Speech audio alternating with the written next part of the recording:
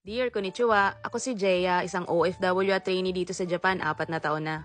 At ang video na to ay kuha noong kakalapag lang namin dito sa Kansai Airport galing sa pagbabakasyon sa Pilipinas ng 2 buwan.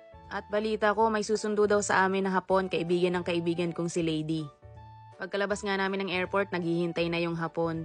Nakakatuwa din naman yung mga ibang hapon kahit mga sobrang busy nila sa trabaho, naglalaan din talaga sila ng oras para sa mga kaibigan nila. At habang nasa biyahe nga kami, sabi ng hapon, kumain daw muna kami bago umuwi at dito niya nga kami dinala sa Hamazushi.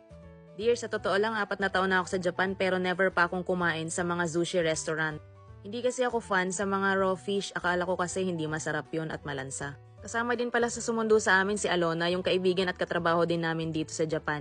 At dahil ililibre kami ng hapon, hinayaan namin na siya yung umorder ng mga kakainin namin. Nagtatanong-tanong din naman siya kung ano yung gusto naming orderin. Dahil hindi naman kami marunong magbasa ng mga nandito sa menu, siya na lang yung pinag-order namin at siya rin naman ang mas maalam kung ano yung masarap na o-orderin.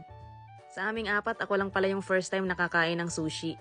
Bukod sa mahal, akala ko hindi masarap at habang inaantay namin yung order, nagtimpla nga si Alona ng matcha tea. And it's for free. Dumating na nga yung mga platito na may lamang sushi.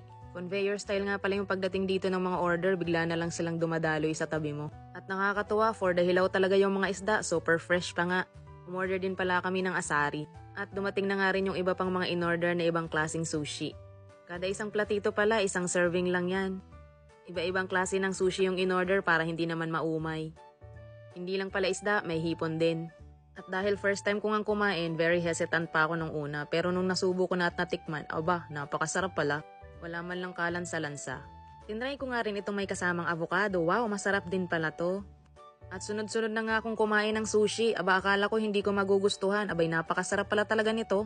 Kaya naman sa mga kasamahan ko diyang mga trainee na nandito din sa Japan at hindi pa nakakatikim ng sushi, itry nyo din minsan. May pa-dessert pa nga ditong ice cream, masarap din.